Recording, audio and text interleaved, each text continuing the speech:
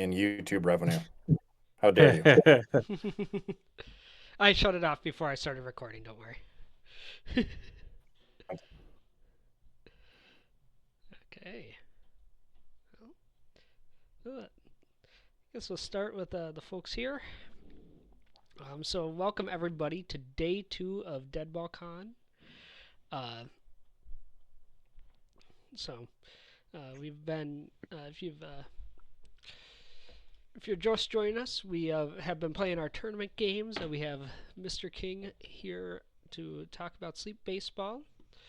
And then I think we have a couple of people are going to be joining us as they finish up dinner as we head to the homebrew discussion that's going to be afterward. And then, tonight's going to be a lot of time to just play and, hang out with each other and all that. So as for the tournaments, we have four teams. We had the White Plains Kingfishers, Sal's Discount Hot Rods, which I think has the best team lineup I have ever seen uh, as a in terms of names. We had the Fellowship of the Swing from someone who's been thinking way too much about Lord of the Rings recently, and then the 1899 Cleveland Spiders, fittingly sitting at the back of the pack. There's one more round tomorrow of round robin play, and then the top two will face off against each other in a championship for the pennant. And now, without further ado, we're going to hand it over to Mr. King to talk about sleep baseball. If you have questions, go ahead and throw them in the chat. We have a few other ones that were asked earlier as well online.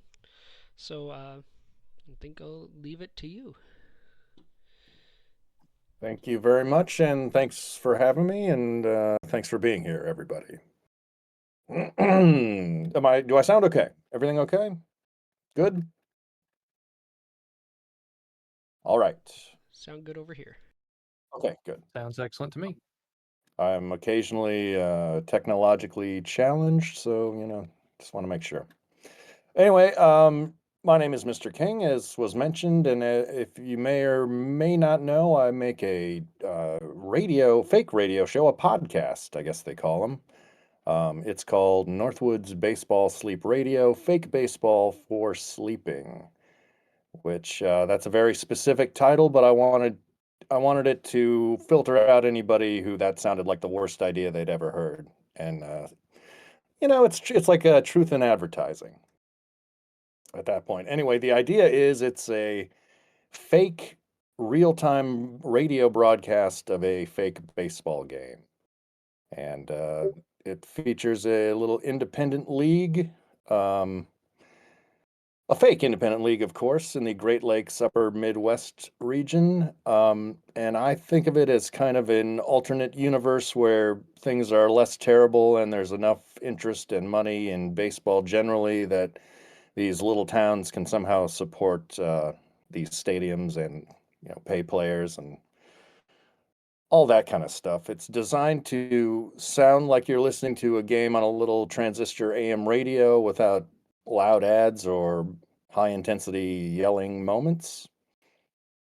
I got the idea. Well, we go. I should say that I procrastinated on actually making this thing for about 3 years, but it was rolling around in my head with different other ideas. But I love a baseball nap. Taking either falling asleep or taking a nap to a baseball game that you are not super invested in is like one of the most peaceful things on earth. So that was kind of the impetus. Um, I'm a big fan of the At Bat, the MLB At Bat app. But if you ever listen to that in the middle of the night while trying to sleep, the ads are very mismatched volume wise from the rest of the broadcast. So that was kind of the inspiration. Um, what else can I say? I think that's about it. I will say that Wally McCarthy, the announcer, the character, um, the name comes from a person named Wally McCarthy who had a number of car dealerships and a heavy advertising presence on Minneapolis radio in the 1980s during my younger years. And here's a fun fact. The Wally headshot, if you are familiar with it, is actually my dad's headshot from the 80s when he was himself a radio DJ. Uh, what else can I say? I think that's what I can say about it. Yeah. Um, I will answer the questions that were submitted and happy to take any questions or comments you may have. Uh, Question one, what was the reason for the drastic shift in tone and play calling from episode one to episode two, and then the further changes from episode two to what it has become? Um, Episode one is I don't now I can't listen to it because I think it's terrible, but that was kind of like the original mixtape kind of or demo tape, I should say, like the proof of concept. Um, it was just me trying to put it together the way this idea would work and to hear how it would sound. But after spending however many hours that took on doing that, I was like, well, I'm not gonna, I can't, I need to just put this out there and then start the next one. Um, so as it evolves, and it evolves, I think appropriately, very slowly at a glacial pace. But it's sort of I change the timing. I try to get the timing very accurate as far as I can for how an actual baseball game plays out. First one, way too fast. Um, and then there's just little things you pick up from other broadcasters or whatnot, or different ways to say things.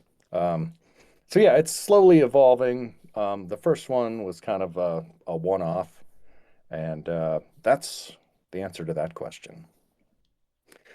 Question number two, how do you create the games you call and keep the season rolling between episode releases? So the way the sausage is made is I like to find a complete game on YouTube, a National League game from lately I've been really into 90s called by hopefully Vin Scully. Last couple were based on Vin Scully games. But anyway, so I set up a scorebook, scorecard, and just substitute the real players for my players. And that's how it starts. And I try to follow that more or less accurately, but I don't sub in as many pitchers for sure. And little changes here and there. So, if you're with Major League Baseball, please don't sue me because of that. Thank you.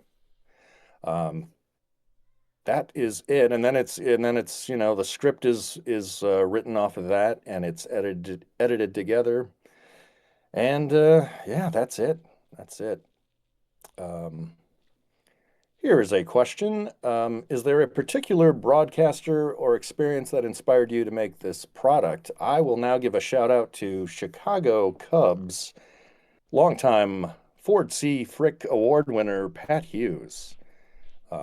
Pat Hughes actually got me back into baseball as an adult, probably. I mean, this was 20 years ago. I'm old, I'm very old. Um, but yeah, baseball had completely dropped out of my life, and then I started listening to Pat Hughes and went down the rabbit hole. I was right back in. Here is a question. How were the cities for the league chosen? I started with Big Rapids, Michigan, and Cadillac, Michigan, which are two towns near each other in northern Michigan that I would drive through or past on every summer. I would go up to my friend has a cabin. His family has a cabin up in northern Michigan, and that was that inspiration. And then as I've been adding teams, they've all kind of been in that same kind of woodsy area in that general vicinity. Here is a question. Who is the real Captain Bender? Captain Bender is the nickname of a eccentric pitcher whose actual name is Bean Sorensen, the character. Um, I'm not sure who the real Captain Bender is. If you mean who is the guy in the picture who also does the voice whenever you hear him, that is my old friend Matt. And then who is the real Yuki Fukuda, who is the manager of the Toma Tigers? Who can say? He's the grandson of the founder of the team, Harry Fukuda. And if you're in the into the universe, Yuki Fukuda is out of his mind. And The what? notorious hothead, I believe. He is a notorious hothead. That's exactly right.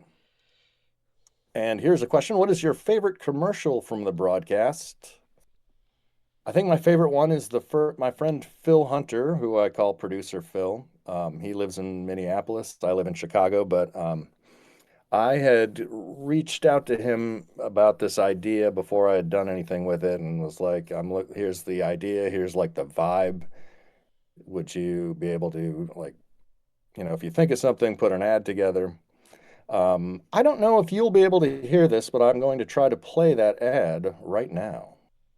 Stand by. Hello, you know me. This is Ed, Uncle Hat.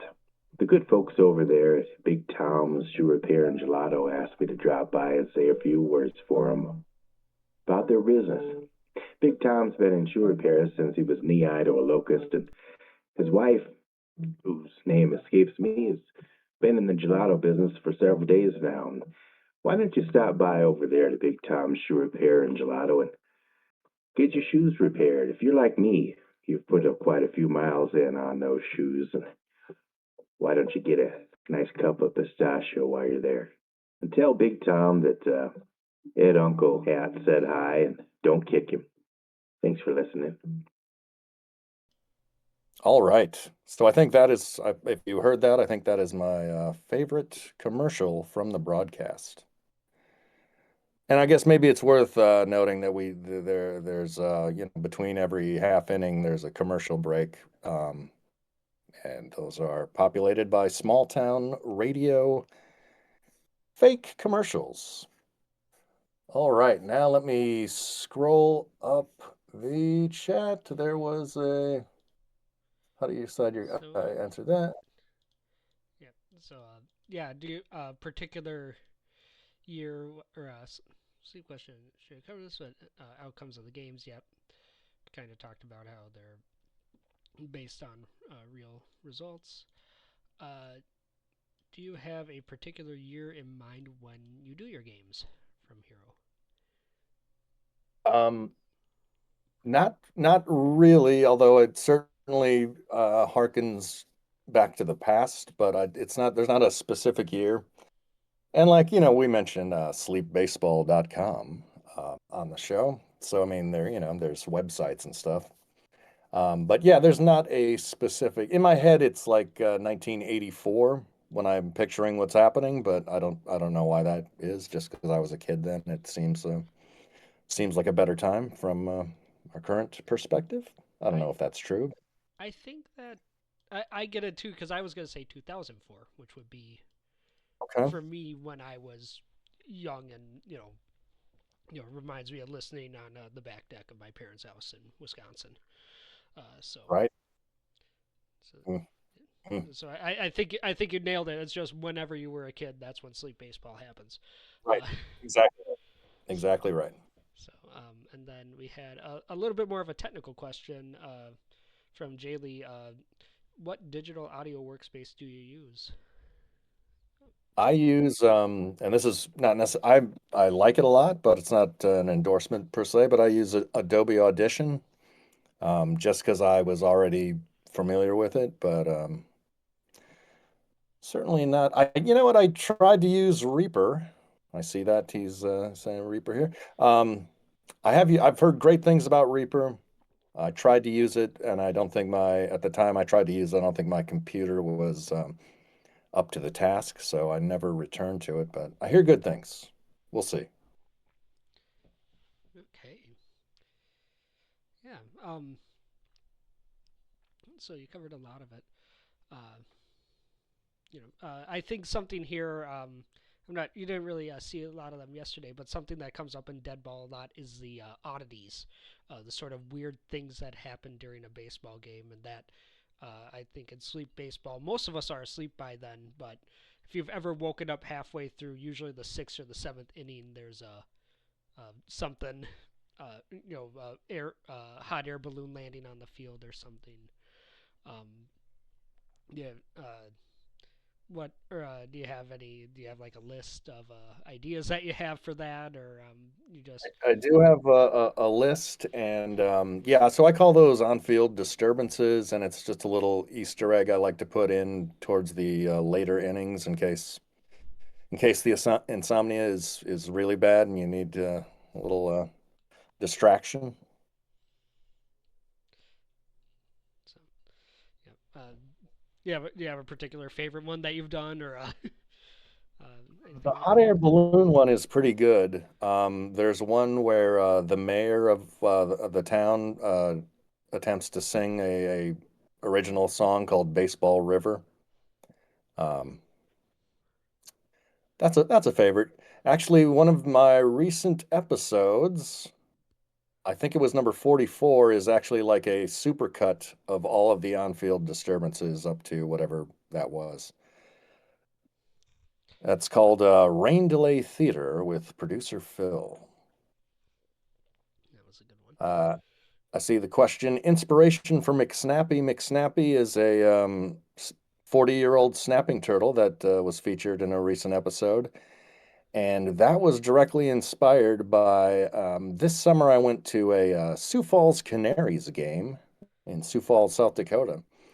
And a lady was there from the zoo and brought out this giant turtle to throw out. I mean, she threw out the first pitch, but yeah, that was ripped from today's headlines. McSnappy.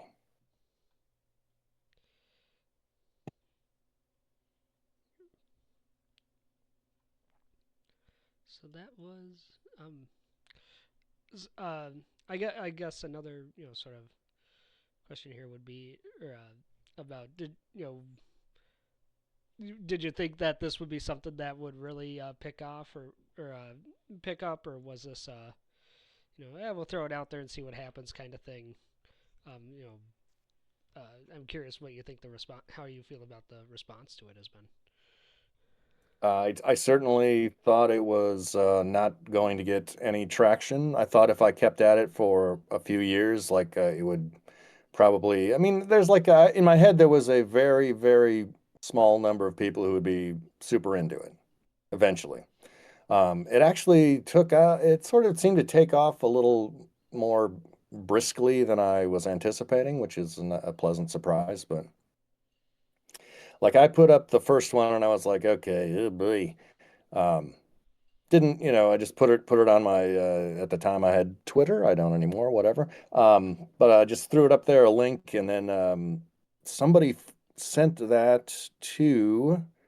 Now I'm gonna blank on his name, but he at the time he wrote for Fangraphs. And so, like 2 weeks after I put the episode out, this guy's interviewing me for a little story he did in Fangraphs, and it sort of took off from there. I mean, it's been slow and steady, but it's been good. How long does it take to produce the average episode? When I started, it was probably 40 to 50 hours per episode. I've sort of figured out ways to, streamline things and just from doing it so much. It's probably 25 hours or so per episode at this time. And question about where you get your background sounds for the noise and the crack of the bat, pop of the glove. Right. Those are just like stock sound effects from, online sound effects libraries and stuff. I sometimes have either me or somebody else do like heckles or vendors or whatever.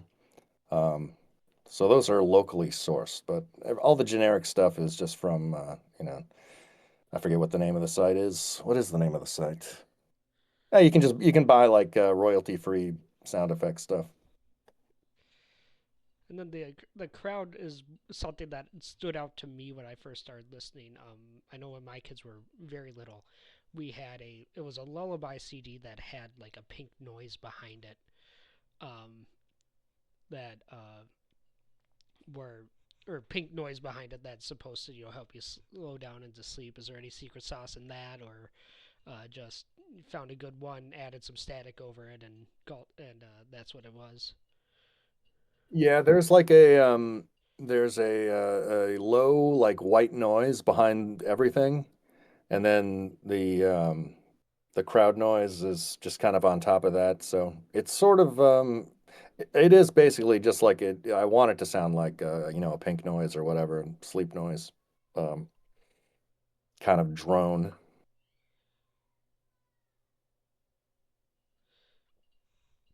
So, K fan here can't really get radio coverage. Sleep baseball has been a great way to emulate that part of the culture. So thank you. Do you have a favorite memory or good memories of making the game or making sleep Uh, baseball? well, thank you for that. That's a very nice comment, Retissimus. I hope I'm not mispronouncing that. Do I have any favorite? I guess I mean not. I'll be honest with you. The actual process of doing it is occasional. Can seem like a real slog. Um, but I love the when I have these like custom scorebooks that I made when I was starting a new episode and finding my template game and like the something about a clean scorecard as you like when you first start filling it in, and that's very satisfying. So Yeah, that's you're always, making people's mouths water in here. but that's like for whatever reason, that's my favorite part is getting one of those fresh scorecards out.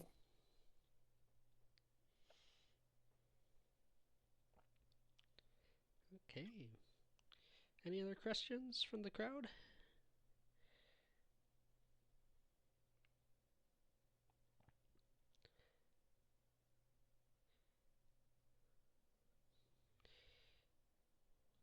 See if someone typing.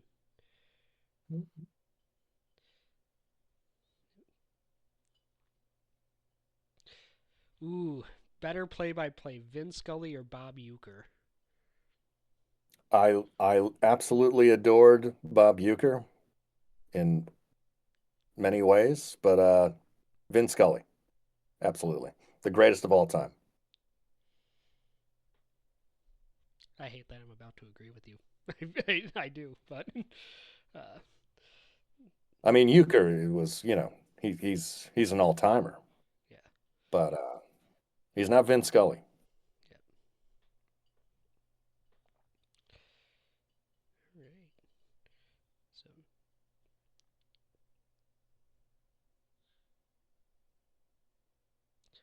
particular, and I'm gonna ask this kind of more personally as someone who does a lot of minor league baseball in the Midwest. Do you have a particular favorite team that you see around here or around the Bend of Lake Michigan? Um, no, I still haven't been to a game in Traverse City. I went to one in Kalamazoo, but that was like 20 years ago, and I think I don't think that team is still with us, or they've changed or something. Who do you have as your pick for the World Baseball Championship this year? Mm, mm, mm. It's got to be England. Going England all the way. Put your money on the table. That's a choice. And then, oh, this one's They're unstoppable. uh, favorite. Favorite team growing up versus now, of course, and then a favorite baseball memory. My favorite team when I was a kid, before I completely started ignoring baseball, like once I got into other things as a teenager. Um, I grew up as a Minnesota Twins fan. Uh, that was my grandparents all lived in Minnesota, and that was their team. So that was kind of my team. Now by default, just because of where I live in Chicago, and I sort of returned to baseball because of Pat Hughes, Chicago Cubs radio announcer, I am a Cubs fan. But I don't. I like I like the Brewers. I like the Brewers. I still like the Twins. Not so much the White Sox, but hey, let's not. We don't need to go there. That's fine. And then a favorite memory. A favorite baseball memory. I'll tell you something. My memories of playing baseball as a kid are all almost uniformly just terrible and traumatic. So I don't have a memory of like childhood baseball. And the first MLB game I ever went to was in the Hubert H. Humphrey Metrodome, which is maybe the worst place of all time ever to see an MLB game. Like you're in Minneapolis, it's like the perfect day in June, and then you like walk into a To mall to watch a baseball yeah, game. Terrible. an air compressor Yeah, that's gonna shoot you out like a cannon in 3 hours. that's right. Um, my favorite, the thing I return to the most is, and I don't know why, but I probably watch this at least twice a week to this day. Is the you'll know what I'm talking about, the Javier Baez play, Yeah. the the rundown between first and home.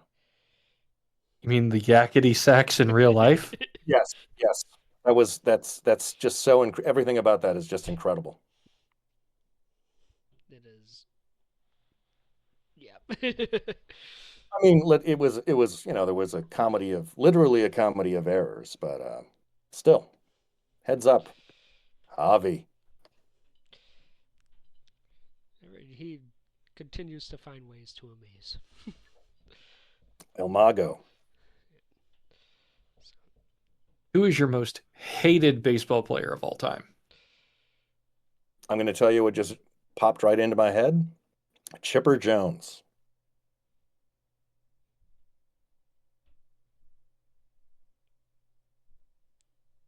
Okay. Any particular reason why it's Chipper?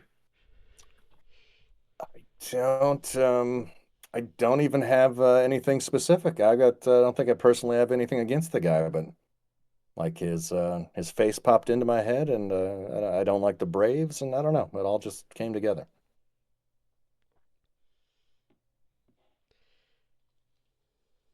All right. So, and then I guess here I know we talked about this a little bit before the audience started joining. The audience is continuing to grow, but sort of your thoughts on the you hung out with us last night. You listened to Akers talk. You watched us play a little bit. Um, Listening to Matt McKeever, sort of finding this new this part of uh, the baseball fandom. Just kind of curious your thoughts on it. I'm into it. This feels like the good part of the internet. Um, you know, community where you guys are doing a super weird thing and just into it. I like that.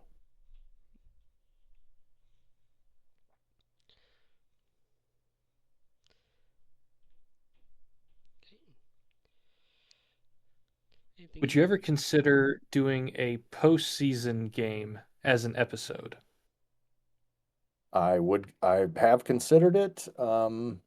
Hasn't happened yet, but yeah, that's kind of one of the weird things is like it's because it's kind of just a rolling, never-ending season here.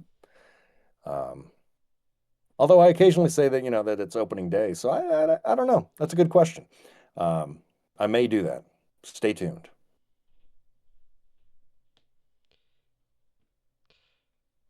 And if anybody would like to learn more, or visit the gift shop, or become a patron, please visit sleepbaseball.com. We'll be sure to put that in there. Uh, we'll throw that into a link to that. If you haven't listened to Sleep Baseball yet, I don't know if anyone here has yet to. It is really a treat. um, absolutely. Um, I travel a lot for work, and it's the most important thing I have whenever I'm flying or have to spend a night in a hotel room listening to a random city. Um, so I know we appreciate it a lot. I also know here that you could, if you sold a list, even just a list of rosters with the names in them for $5, you would everyone here would buy one, Hmm. so that we could play out games, and that's something that I've sort of had in my mind for the Deadball folks here. Uh, Okay. so it, kind of pick up on it. We talked a lot about BT and OBT yesterday, and those translate to the batting average and on base percentage, and with that you can more or less play the game. So that's something that I know a couple of people here have been like, yeah, why has no one made a sleep baseball team? And my guess is because whenever you try to um, the whenever you try to sit down and do it, you end up nodding off, and it does feel in some ways because of how the episodes are structured and how it's meant, and that like, maybe we shouldn't be trying to like come and find the stats of everybody and Mm. put together the see A who's stat. Yeah, a lot of folks. I get a lot of emails asking about stats and whatnot, um, which I is maybe the most surprising thing about all this because I didn't. That was not my intention, but I will send you for free ooh, a list of all the rosters of the teams. I don't have stats, but as G. Leby says, you can stat the players yourself. yeah. Go nuts. Yeah, they are all baseball games. They are all scoreable. If get a That's right. gallon of coffee and start plowing through. Mm. Keep in mind there are other games happening in this league that we don't hear. That is true. So it would be. I mean, it would be interesting to see if there's a player that you've never let them get a hit yet. um, Right? I don't think that's I don't think for any of the starters that is true, but I guess I don't know. yeah, It could be. maybe that'll have to be a thing. Yeah, we are psychos here. we see baseball and say, can we play with that? I like it. So well, We'll make sure that any one of those teams that are used here will send you the score sheets, and it's a free game for you to use. yeah. There you Well, go. yeah. If one of us can, if we cobble it together, it will be absolutely sent back to you and to Acre to share All on right. there. I like it. So okay. Well, I think I have a anything else? Yeah, I'm fine I rambling for ever. We got till 9 until the we start talking about because I know there are some other people who want to come on and talk about homebrew stuff in a little bit, but so we're fine I think rambling. my last question for the night, and it looks like Hero is typing one up. What is your relationship with like board game slash tabletop games in general, if you have one? Mm. I I mean, I play Scrabble with Mrs. King. That's um that's about it. I play some poker. I did actually a listener, his grandfather invented this it's a baseball dice game. It's called 3-9 baseball, which is probably a little more simplistic than what y'all are up to, but I'm excited to try it out with a friend this winter. That's how it starts. That's right. So yeah, and then from Hero Lover, how many people or how many people do you get mentioning that they listened to part of the episode but couldn't make it all the way through? And I guess I'll follow Yeah, up on that. Is it a success if someone falls asleep? Uh, absolutely. yeah, Yeah, no, I get that's a very common comment. Um, when I put together that the like best of on-field disturbances, all the comments I got were I've never heard any of these, and I've listened to every episode like 7 times. This was like all brand new to me. I remember once we were listening while I was folding laundry. My wife came in and joined me, and it was the one where the cats invade the field, and she was like, "What on earth are we listening to?" Because she just thought it was a baseball game on the radio, That's and, great. and like was just hold. She's like, "Hold on, what's?" I had to explain, and she looked at me like I'm a psychopath, which is not uncommon. Uh, Well, that at least means it's vaguely convincing then as yeah, a baseball game yeah, on the radio. yeah. Nice. So, all right. Well, thank you very much, Mr. King. The door is always open here to share stuff, and we do all appreciate your work very much. Thanks so much for having me. I've lived, I've laughed, and I've learned. Godspeed. So, okay. Well, if you so all right. Well, thank you very much, and we got a lot of thank Good yous luck in coming. the tournament, everybody. Yep. Bye. You have a great night. Or if you wish to stick around and join us, I think a lot of people you're going to see a lot more crazy spreadsheets coming up. I think Okay, for everybody. I'll leave this up on a monitor Yeah. and check in periodically. Yep. Okay. So I'm gonna close this recording off here.